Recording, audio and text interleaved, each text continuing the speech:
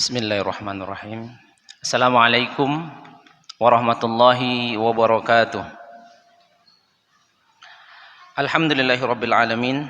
Alhamdulillah alladzi la yazidu fi mulki hamdal hamidun wa la yanqusu min juhudihi juhudal jahidun. Alhamdulillah alladzi la tanfa'uhu ta'ata man ata' wa la tadurru ma'siyata man asa. Alhamdulillah alladzi la yughnihi syakra man syakar ولا يفكره كفر من كفر فمن شكر فإنما يشكر لنفسه ومن كفر فإن الله غني حميد أشهد أن لا إله إلا الله وحده لا شريك له وأشهد أن محمدا عبده ورسوله لا نبي بعده اللهم فصل وسلم وبارك على محمد وعلى آله وأصحابه ومن سار على نهجه ومن تبعهم بإحسان إلى يوم يبعثون. Jamaah yang dirahmati oleh Allah Subhanahu wa taala, segala puji nikmat milik Allah Subhanahu wa taala.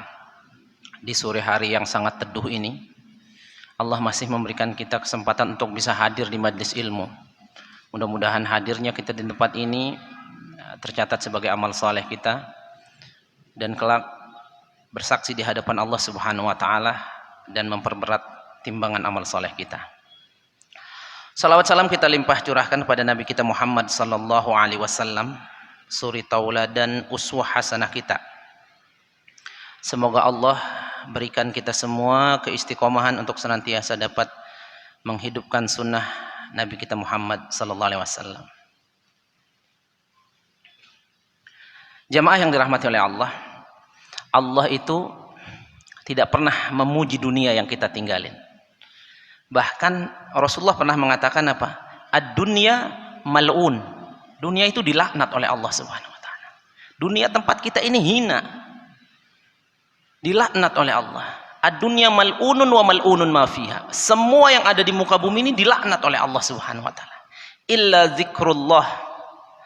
Kecuali aktivitas yang dapat mengingatkan diri kita kepada Allah, maka tidak dilaknat.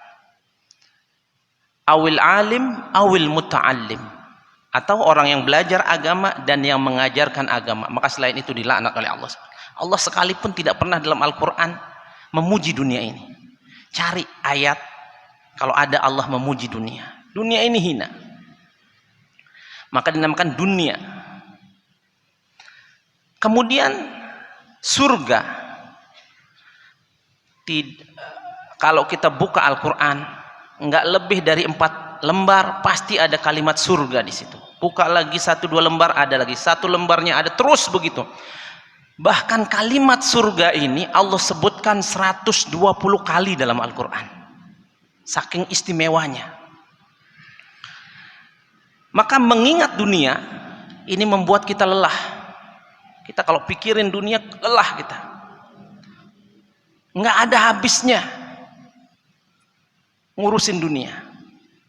Akan tetapi ketika kita ingat surga, ini menjadi kekuatan luar biasa. Kenapa ada orang sanggup bangun malam jam 3? Karena dia ingat surga. Kenapa kita pagi-pagi nih bangun jam 4, jalan kaki ke masjid, masih gelap gulita, pada saat itu tuh tidur paling nikmat. Kenapa? Ingat surga. Kenapa ibu-ibu yang luar biasa ini mau menutup aurat? Gerah. Kenapa? Surga. Bahkan seorang perempuan surga pernah datang pada Rasulullah. Ya Rasulullah, inni usra' wa inni atakasyaf. Ya Rasulullah, saya itu mengidap penyakit ayan. Perempuan badui hitam legam kulitnya. Saya kena penyakit ayan ya Rasulullah. Kalau penyakit ini kumat, atakasyaf. Terbuka aurat saya kalau sedang menggelepar-gelepar, entah di pasar, di pinggir jalan, di tempat umum, dimanapun. Kalau kumat terbuka aurat dan saya nggak sadar. Ud'ullah ali, tolong doakan ya Rasulullah, minta sama Allah ayasfiya marad, agar penyakit ini Allah sembuhkan. Maka Nabi kasih 2 pilihan. In syi'ti da'autullah fatashfi. Kalau kau mau, ini ada unsur dunianya. Aku doa sama Allah, kau sembuh sekarang. Aku doa sama Allah, detik ini kau sembuh. Wa in syi'ti, kalau kau mau pilihan kedua, isbiri, kau sabar dengan penyakit ayan ini. walakil jannah. Sampai mati anti masuk surga, kata Nabi. Masya Allah. Lihat Pak, ini kalau ada perempuan sekarang dikasih pilihan begini, demi Allah banyak milih yang pertama Bu. Bahkan tidak sedikit sekarang orang sakit rela menggadaikan akidahnya hanya untuk sembuh. Dukun, paranormal, atau namanya dikerenkan sedikit kiai, dalam tanda kutip, digadaikan akidahnya. Besok sembelih ayam hitam di bawah pohon ini, darahnya dicecerin. Ada nggak model seperti itu Pak? Banyak Pak, sangat banyak. Nah jamaah yang dirahmati oleh Allah, lihat perempuan mulia, kekuatannya ketika disebutkan surga muncul. Idzan asbir ya Rasulullah. Ya Rasulullah, saya pilih yang kedua. Karena ada apa? Surga. Surga, sabar, ayan dia sabar. Yang penting masuk surga. Coba kalau nggak disebutin surga, nggak kuat. Sabarnya, pergi. Beberapa saat kemudian balik lagi. Ya Rasulullah, walakinni atakasyaf. Tapi ya Rasulullah, kalau kumat kan aurat terbuka. Maka Nabi katakan apa? Kau tetap kumat sampai mati, tapi Allah akan takdirkan dimanapun kumat, aurat tidak akan pernah terbuka. Subhanallah. Dipilih itu. Jadi ingat, surga ini kekuatan. Seorang sahabat yang bernama Umair bin Hammam, saya pernah ceritakan juga ini, karena kadang kalau diulang-ulang kita lebih semangat lagi. Lagi makan kurma Pak, makan kurma, tangan kiri megang kurma, dimakan kurma. Nabi lewat, musuh udah di depan, mau perang. Ya Rasulullah, in kutiltu aina ana. Wahai Rasulullah, kalau aku nyerang nih sekarang, aku habisin musuh, aku dapat apa? Coba Nabi bilang, dapat dunia, dapat harta. Mungkin nggak semangat dia. Dapat gonimah misalnya, harta rampasan perang, biasa aja mungkin. Tapi Nabi katakan apa? Jannah, surga. Bayangin Pak, setelah dia bilang begitu, dia senyum-senyum sendirian sampai dikatakan bahin. Ih, asik juga nih katanya. Ngomong langsung sama 3 butir biji kurma yang belum dikunyah. La in intahaitu lakana hayatan tawilah katanya. Ini kalau dihabisin 3, aduh, terlalu panjang mengunyah. Dicampakkan, diterjang musuh, syahid, masuk surga. Kekuatan luar biasa. Seorang badui ikut perang. Setelah perang Nabi bagi itu harta rampasan perang. Badui ini pulang karena dia ikut perang untuk Allah, bukan untuk ghanimah, bukan untuk pembagian harta rampasan perang. Tapi Nabi adil dibagi. Ini jatah badui, mana dia? Sudah pulang ya Rasulullah. Ente bawain ke rumahnya. Pas dibawain ke rumahnya, badui, ini dari Rasulullah, jatah ente perang. Apa kata badui itu? Bukan karena ini saya ikut berperang. Balikin sama Nabi. Dibalikin pada Nabi. Apa yang kamu inginkan kata Nabi? Ya Rasulullah, saya ikut perang bukan karena ini, dunia ini, harta dunia. Terus kamu perang untuk apa?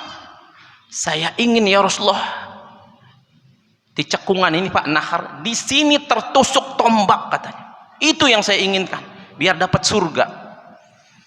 Maka Nabi katakan, intas dukillah yasduka. Kalau kau yakin jujur dengan apa yang kau sebutkan, kau akan dapatkan itu. Di perang berikutnya syahid persis dan tancap di sini Pak. Persis. Dari mana kekuatan ini datang? Dari surga. Maka surga ini identik dengan ilmu. Kalau kita nggak tahu ilmu tentang surga, gimana kita mau cari surga? Sebagaimana saya sebutkan tadi, Allah tidak henti-henti memuji surga dan tidak pernah sekalipun memuji dunia. Contoh sederhana, kalau ada masakan dikatakan enak oleh seorang santri, jangan dulu seneng Pak.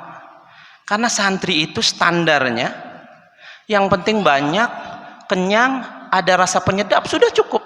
Santri yang pernah nyantri, Saya 4 tahun jadi santri. Tapi kalau koki ternama yang bilang ini makanan luar biasa nikmatnya, baru kita akan. Kalau ada orang bilang, rumah ini keren. Kalau kita standar rumah, yang penting nggak banjir, tempatnya begini. Tapi kalau ada arsitek yang luar biasa yang mengatakan ini rumah luar biasa gayanya. Tapi jamaah, ini bukan makhluk Allah yang puji surga tidak ada henti-hentinya. Dan sekalipun nggak pernah puji dunia, sementara kita semua terperangah dengan dunia ini. Maka sesuatu yang dipuji oleh Allah ini amat sangat luar biasa. Coba kita cek di surat Al-Waqiah, bagaimana keindahan surga itu. Mungkin kalau kita melihat tanaman-tanaman surga, tanaman-tanaman dunia, ada yang bagus, ada yang kurang bagus. Ada yang indah, ada yang kurang indah, ada yang layu, ada yang rusak, ada yang kering. Di surga semuanya sempurna. Semua sempurna. Surga. Lihat yang Allah sebutkan di surat Al-Waqiah saja. Sebetulnya banyak sekali ini disebutkan dalam Al-Qur'an. Wa ashabul yamini ma ashabul yamin dalam surat Al-Waqiah ayat 27. Dan golongan kanan, alangkah bahagianya golongan kanan ini. Di mana mereka? Fi sidrim mahdud. Di bawah naungan pohon-pohon bidara yang tidak lagi berduri. Bapak kalau punya pohon bidara di rumahnya, insya Allah rata-rata pohon bidara itu berduri, Pak. Dan ingat Pak, jamaah yang dirahmati oleh Allah, ketika disebutkan, jangan bayangkan kayak pohon dunia. Jangan bayangin pohon dunia, sempurna pohon. Di surga itu ada pohon kurma Pak, batangnya terbuat dari emas. Pohon surga batangnya dari emas, akarnya dari intan berlian permata. Nanti kita akan sebutkan. Wa talhim mandud, dan pohon-pohon pisang yang tersusun. Kita paling mentok bisa bayangin pisang-pisang yang ada di pinggir jalan. Karena otak kita ini terbatas. Karena surga terendah aja. Mala ainun ro'at. Nggak pernah keindahannya tertatap mata dunia. Nggak pernah ada seorang yang bisa menceritakan detail tentang surga ini. Kalaupun ada, kita nggak bisa mencernanya. Wala khatara bi bali'at. Terbayang pun enggak, Pak. Wa talhim mandud, wa dhillim mandud, dan naungan yang terbentang luas. Di surga Pak, satu pohon ada naungannya, bayangannya. Itu bayangan, misalnya ini bayangan surga. Kalau kita dari pinggir bayangan ke bayangan seberangnya, itu menunggang kuda tercepat butuh waktu 100 tahun belum sampai Pak di bayangannya. Kebayang nggak Pak? Kayak itu baru satu pohon. Surga. Mungkin Bapak mikir, ya gimana metiknya kalau begitu, gede banget pohonnya. Kutufuha daniyah. Dia mendekat sendiri Pak. Satu pohon ribuan buah. Kita pikir, durian montong paling atas saya mau. Dia mendekat sendiri kepada kita. Makan di surga itu bukan karena lapar. Mau makan sebanyak-banyaknya, hanya jadi sendawa saja. Dan sendawanya bau kasturi. Dan penghuni surga itu, kata Nabi SAW, la yabulun, tidak buang air kecil. Wala yataghawwatun, tidak BAB. Wala yamtakhitun, tidak mengeluarkan ingus. Penghuni surga mau makan sebanyak-banyaknya, hanya sendawa saja, dan itu sendawanya bau kasturi. Wa ma'im maskub, dan air-air sungai-sungai, sungai madu, sungai susu, sungai khomer. Kalau ada yang nanya, kok khomer? Segala sesuatu yang diharamkan di dunia dihalalkan oleh Allah di surga. Tapi jangan bayangkan kayak khomer dunia. Khomer dunia kata Allah ada manfaatnya, tapi paling banyak madorotnya. Khomer di akhirat manfaat semuanya. Wa fakihatin katsirah, buah yang berlimpah. Mau buah apa saja ada. Bahkan Ketika kita ingin sesuatu yang pernah kita di dunia, atau kita ingin sesuatu yang pernah kita punya di dunia, wa utubihi mutasyabiha, kata Allah, aku datangkan 1000% persis. Bapak koleksi mobil tua, kesayangan, nggak dibawa mati Pak, masuk surga Allah takdirkan. Ya Allah, mobil tua saya itu VW tahun 74, pingin hadir depan mata 100%, cacatnya, baretannya satu di pojok masih ada persis Pak. Wa utubihi mutasyabiha, kata Allah, aku hadirkan persis seperti yang ada di dunia. Jamaah yang dirahmati oleh Allah, nikmat penghuni neraka, penghuni surga yang paling rendah itu sama dengan seperti 10 kali lipat dunia dan seluruh isinya. Itu baru pohonnya jamaah yang dirahmati oleh Allah. La maqtu'ati wala mamnu'ah. Pohon-pohon itu tidak pernah berhenti berbuah, tidak kenal musim. Sekarang kita kalau cari durian susah. Coba nanti Desember, luar biasa banyak. Tapi buah-buah di surga la maqtu'ati wala mamnu'ah, enggak berhenti berbuah dan tidak ada larangan untuk mengambilnya. Wa furusyim marfu'ah, kasur-kasur dipan-dipan yang ditinggikan, empuk tebal luar biasa. Inna ansha'nahunna insya'a, apalagi bidadarinya.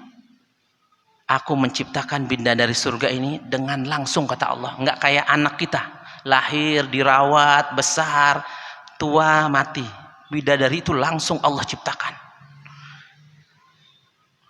Bidadari surga jamaah yang dirahmati oleh Allah, wala nisfu ala ra'siha khairu minad dunya wa fiha, selendangnya saja, penutup kepalanya saja, ini jauh lebih mulia dari dunia dan seluruh isinya. Seandainya dia melirik ke dunia, akan terang dunia ini. Satu bidadari saja ngelirik ke dunia, dunia ini akan terang benderang. Bahkan yuro bayada saqaiha, bidadari itu Pak, terlihat putih betisnya, min wara'i sab'ina hullah minal jamal, terlihat dari 70 helai, karena bagusnya, karena cantiknya itu betisnya. Bahkan kalau dilihat betisnya, tulang sumsumnya kelihatan Pak, minal jamal, karena keindahannya. Jangan dibayang, ih serem dong, bidadari kelihatan tulang sumsumnya, saking cantiknya Pak. Saya nggak bisa membahasakan yang lebih luar biasa dari ini. Ini jamaah yang dirahmati oleh Allah.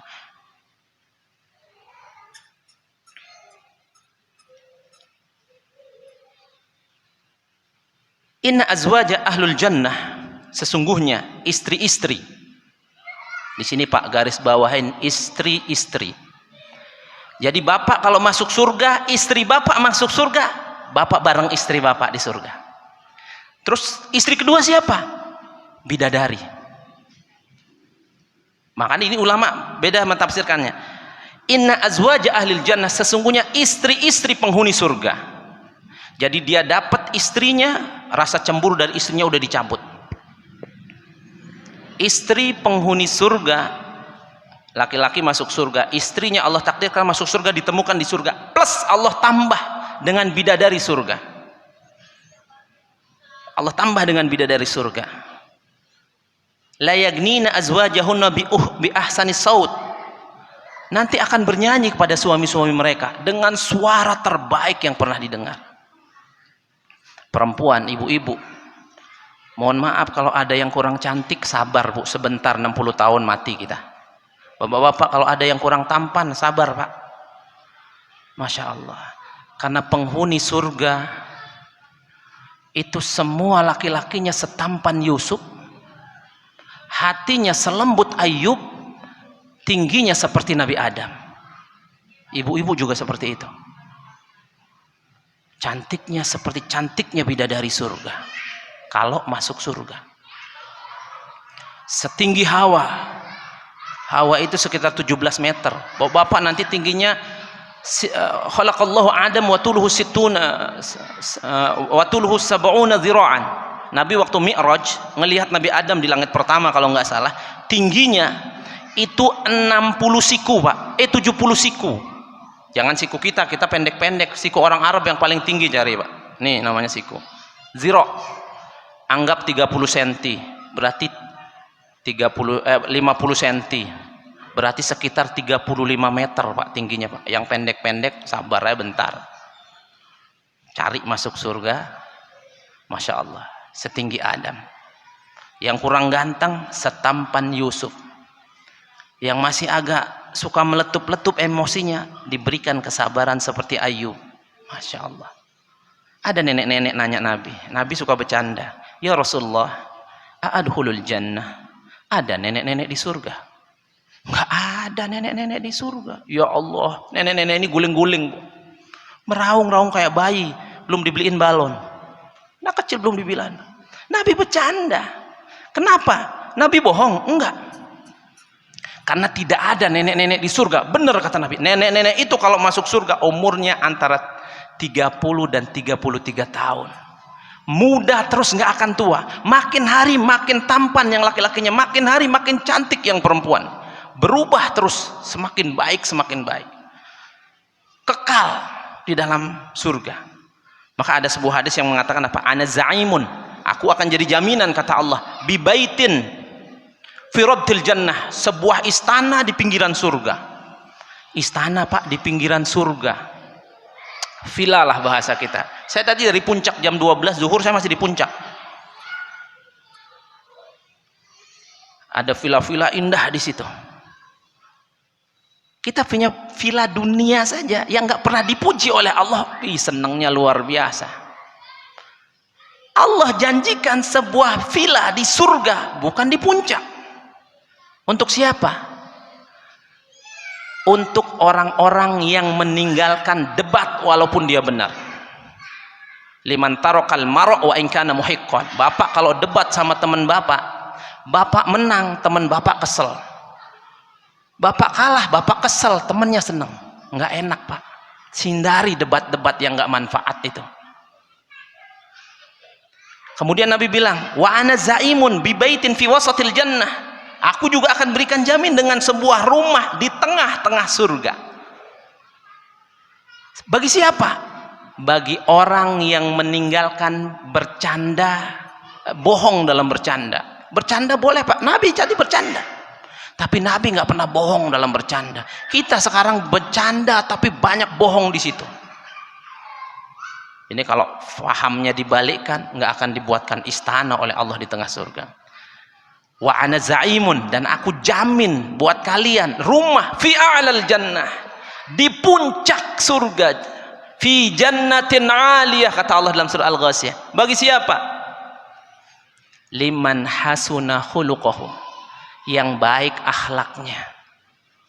Akhlak baik Pak, sama tetangga sopan, tegur sapa. La tahtaqiru minal ma'ruf syai'an, jangan pernah meremehkan perkara kebaikan sekecil apapun, walaupunkah hanya dengan bertemu dengan saudaramu dengan wajah ceria. Ketemu orang senyum Pak, sedekah, senyum aja nggak mau, gimana mau sedekah? Nah jamaah yang dirahmati oleh Allah, surga luar biasa.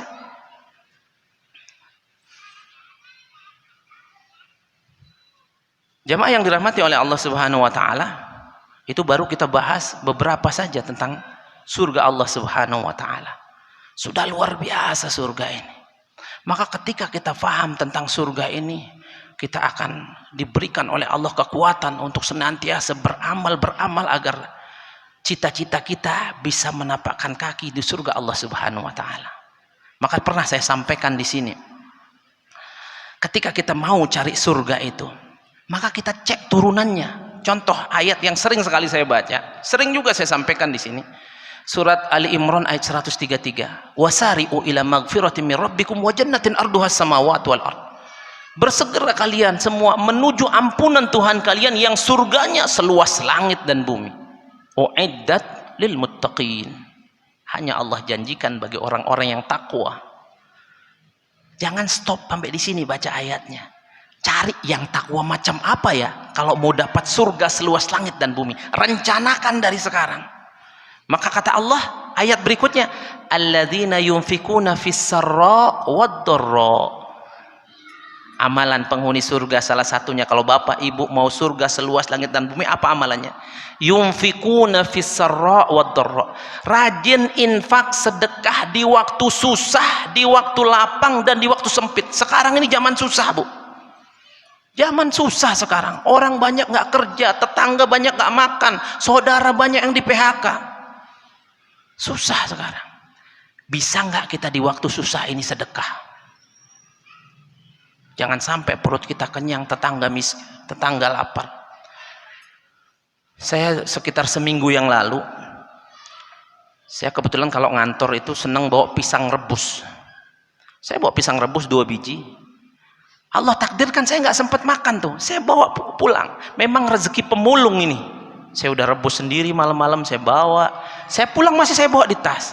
Pemulung tiap hari ke rumah saya itu. Pok, loyo amat pok, saya kan kebetulan ada toko di rumah, jadi banyak kardus-kardus sisa itu banyak, saya tumpuk, saya kasih pemulung itu, saya tumpuk kasih. Iya Pak Ustadz, dari pagi belum makan katanya, pantesan lemas amat. Saya kasih pisang 2, nih pok ada pisang, enak banget nih pisangnya nih. Duduk depan rumah minta air putih dimakan Pak, baru dimakan separuh, sisain katanya. Kenapa pok, habisin aja saya bilang. Enggak apa Ustadz, empok ini Pok Lani namanya, punya anak yatim 2 Pak. Masya Allah, punya anak yatim cucunya kebetulan, bakal cucu belum makan juga kan, tek di sini Pak. Kita sering kenyang, kita kadang nggak tahu tetangga kita nggak makan. Tidak akan masuk surga orang yang kenyang sementara tetangganya lapar. Bagaimana caranya tahu? Cari tahu. Jangan kita udah yang penting kita kenyang, mau tetangga biarin aja dah. Cari tahu jamaah. Maka kemudian saya ke belakang, saya biasanya nyetok beras itu agak banyak. Biasanya sih saya sering beli itu yang 2,5 kg, karena ada 3 pemulung yang boleh masuk perumahan saya. Setiap bulan kita kasih tuh. Saya kasih langsung yang 5 kilo. Nih Pok buat anak-anak, Masya Allah. Model-model semacam ini banyak Bu. Awal-awal corona, saya mengumpulkan, yayasan saya mengumpulkan sekitar 600 paket sembako. Saya bikin video, saya sebar ke jamaah yang mau nyumbang silakan. Kurang lebih terkumpul sampai menjelang Ramadan 600 paket sembako. Sampai Bali, Jawa Timur, Jember, di Banyuwangi, Bogor, kita bagi semua. Kemudian ada jamaah ngelihat video saya nggak kenal juga orangnya. Pak Ustadz, saya dari Grand Wisata Klaster ini, saya mau nyumbang, ada paket sudah komplit 50 parcel. Saya kirim nanti supir saya bawa ke rumah Pak Ustadz. Sampai sekarang saya juga nggak tahu nama ibu ini. Baik Bu, istri saya bilang begini Pak, Mas, kita kan nyumbang kemana-mana nih jauh-jauh. Coba deh, tetangga kita jangan-jangan ada yang nggak makan. Cara nyari tahunya gimana? Ya tanya Pak RT katanya. Bener Bu, saya tanya Pak RT. Pak RT mohon maaf saya ada rezeki nih sekian paket, ada nggak kira-kira, mohon maaf Pak RT, tetangga sebelum saya bagi keluar yang nggak makan? 17 orang Pak, 17 orang, rumahnya tingkat ada, punya mobil tapi baru di PHK, bayar cicilan mobil nggak kuat, bayar cicilan rumah nggak kuat, untuk makan saja nggak ada. Dan sekarang model macam begini jamaah banyak. Bisa jadi ada yang di sebelah rumah kita dan kita nggak tahu, atau pura-pura nggak tahu dan nggak pernah cari tahu. Demi Allah kita akan ditanya oleh Allah Subhanahu wa Ta'ala. Zaman susah jamaah. Man anfaqa bi atli tamratin min kasbil halal taqabbalallahu bi yaminih. Barang siapa yang sedekah, jangankan 1 paket sembako, 1 butir biji kurma saja ketika itu dari rezeki yang jelas kehalalannya, Allah akan terima dengan tangan kanannya. Fayurabbiha, Allah akan kembangkan hatta yakunu mislul jabal. Sampai ketika kita semua dihisab oleh Allah Subhanahu wa Ta'ala, mata kita akan terbelalak, kaget. Ya Allah, ini kan kurma yang dulu saya sedekahkan 1 sudah sebesar gunung Pak. Bagaimana kalau bukan 1? Bukan 1 butir yang kita sedekahkan, banyak. Terlebih di zaman seperti ini. Maka jamaah, al-yadul ulya khairum minal yadis sufla. Wal yadul ulya hiyal munfiqah wal yadul ulya Tangan di atas lebih baik dari tangan di bawah. Tangan di atas yang memberi, tangan di bawah yang menerima. Maka jadilah kita orang yang sering memberi. Yunfikuna fis-sarra wad-dharra wal kadhiminal ghaidh. Infak di waktu lapang, di waktu sempit. Kadhiminal ghaidh, sabar, pandai kontrol emosi. Musim-musim sekarang kan kita kadang nggak bawa duit pulang, Pak. Istri mencak-mencak karena bingung juga dia besok mau masak apa. Sabar, Pak. Karena orang yang lebih menderita dari kita ini jauh lebih banyak. Wal kadhiminal ghaidh wal 'afina 'anil nas, dan mudah memaafkan manusia. Jadilah orang yang mudah memaafkan. Ini surganya seluas langit dan bumi, jamaah. Jadi enak kalau kita tahu. Maka mau surga yang mana ini? Oh, saya mau tingkatannya lebih tinggi lagi deh. Boleh. Bertetangga dengan Nabi, silakan. Apa amalannya? Ana wa kafilul yatimi fil jannati hakadha. Santuni anak yatim. Saya dan orang yang suka menyantuni anak yatim seperti dua jari ini di surga, direnggangkan oleh Nabi. Nabi bilang, nggak ada sekat di sini. Ulama-ulama hadis mengatakan bertetangga dengan Nabi di surga. Ya Allah, kita bertetangga dengan orang baik seneng, Pak. Saya kalau pulang kampung, rumah saya tinggal telepon tetangga. Om, di situ ada ikan koi, ada ayam, tolong dijagain seminggu. Beres Pak Ustadz, aman. Punya tetangga baik enak, Pak. Coba ibu seneng nggak punya tetangga nggak baik, Bu? Nggak enak. Tetangga dengan Nabi, Bu, Masya Allah. Tetangga dengan Nabi. Kita belum pernah melihat wajah Nabi. Nabi itu kalau lewat di seberang kali sana, bau kasturinya sudah tercium sampai sini, Pak. Perempuan-perempuan zaman Zulaikha melihat Nabi Yusuf, tuqatta aydiyahunna, dipotong-potong tangan mereka, mereka sudah terbius nggak terasa melihat tampannya Yusuf. Muhammad 2 kali lipat Yusuf, nggak mau tetangga sama Muhammad sallallahu alaihi wasallam.